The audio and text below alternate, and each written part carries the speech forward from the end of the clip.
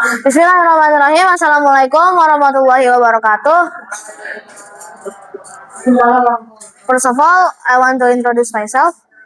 My name is Danis Rakan Arya Satya. You can call me Danis.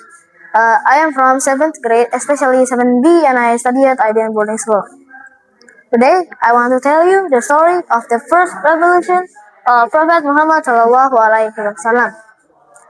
Before we get into the story, does anyone know the first revolution of Prophet Muhammad Sallallahu Alaihi Wasallam? No. The,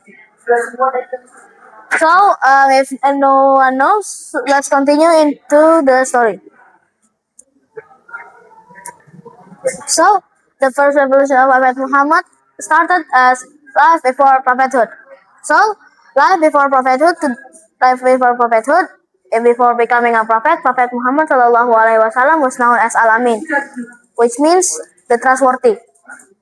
So, in the Makkah or Madinah, people always trusted him because he is trustworthy and never and always kept his promises and never lies.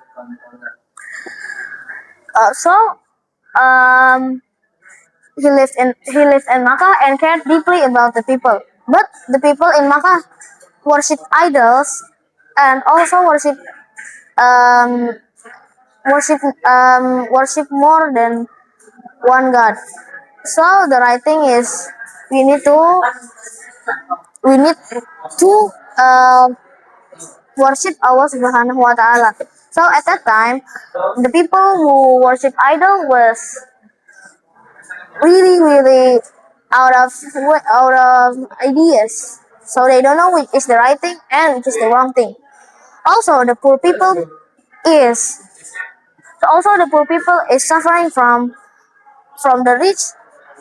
They get attacked and many more. So the poor people must have energy to not get attacked by the rich man.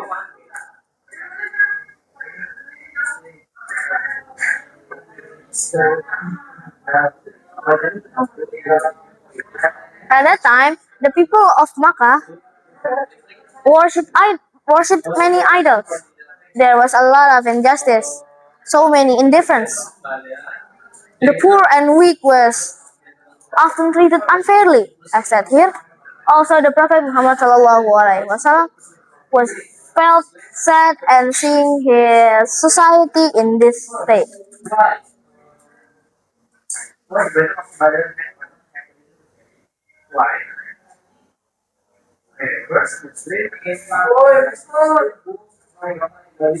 To fight to find peace, Prophet Muhammad SAW want to get closer to Allah Subhanahu Wa Taala do, by by doing something that is really life changing. So Prophet Muhammad SAW often went alone to Hira cave on Jabal Nur. The cave was quiet, dark, and peaceful, and far away from the city.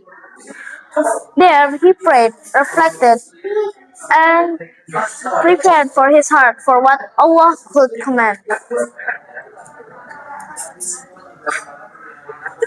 Night of the first revelation. At the age of 40, Angel Jibril came to Prophet Muhammad SAW in Hira cave. The angel said, "Iqra," that means read. And then Prophet Muhammad SAW answered, "I cannot read." That happened 3 times. So the first revelation verses. After that, the first revelation first dropped to the earth. The first is Al-Alaq 1 until 5. So I will read it. A'udzubillahi minasyaitonirrajim. Iqra bismi rabbikal ladzi khalaq khalaqal insana min 'alaq iqra wa rabbukal akram alladzi 'allama bil qalam 'allamal insana ma lam ya'lam. So the meaning was read in the name of your Lord who created. It's the Quran Surat Al-Alaq 1 until 5.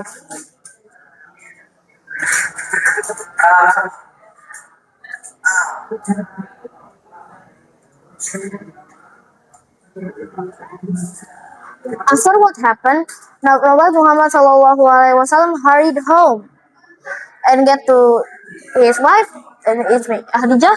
And then he went home as fast as he could because he was scared that what happened in the cave. After he went home, he told to Khadijah, cover me, cover me, cover me. So Khadijah covered him, and then Khadijah assured him that Allah Subhanahu wa Taala never attacks who people who as kind as Prophet Muhammad Sallallahu Alaihi Wasallam. So in the next day, and the next day,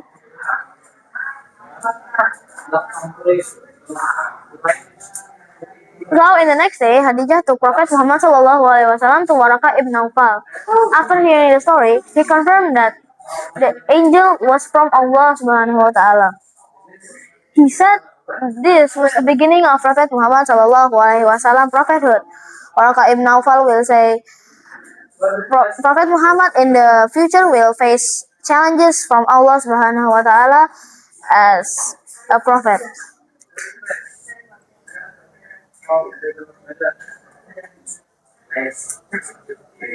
So, what is the conclusion of this story?